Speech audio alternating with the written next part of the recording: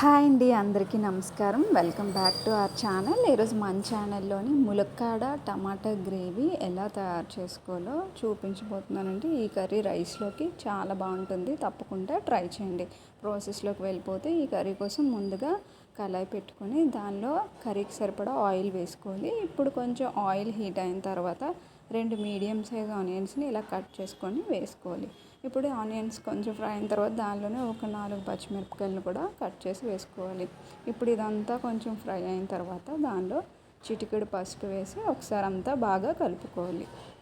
ఇప్పుడు ఇందులోనే ఒక 3 మీడియం సైజు టమాటాలు కూడా కట్ చేసి వేసుకోవాలి. ఇప్పుడు దీనిలో రుచికి సరిపడా సాల్ట్ అనేది ఒక 1½ స్పూన్ వేసుకుంటున్నానండి. ముందుగా టమాటాల్లో సాల్ట్ వేయడం వల్ల టమాటాలు త్వరగా మగ్గుతాయి.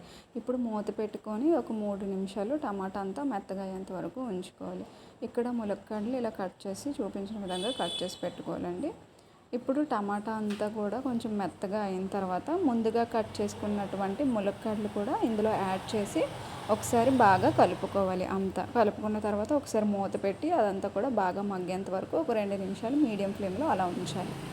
ఇప్పుడు మూత తీసి దీనిలోని రుచికి సరిపడా కారం, అలాగే ఒక 1/2 టేబుల్ స్పూన్ వరకు ధనియా పౌడర్ కూడా వేసి ఒకసారి కర్రీ అంతా బాగా మిక్స్ చేయాలి. ఈ కారం పచ్చి స్మెల్ అంతా కూడా పోయేంత వరకు ఒక 2 నిమిషాలు మీడియం ఫ్లేమ్లో అలా ఫ్రై చేసుకోవాలి.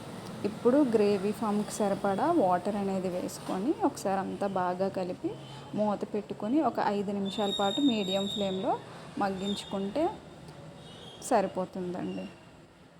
ఇప్పుడు ఒక 5 నిమిషాల తర్వాత మూత తీసి చూస్తే ఇలా కర్రీ మొత్తం వాటర్ అంతా ఇంకిపోయి దగ్గరగా అయిపోతుంది. అంతే అండి, సింపుల్ అండ్ టేస్టీ ములక్కాడ టమాటా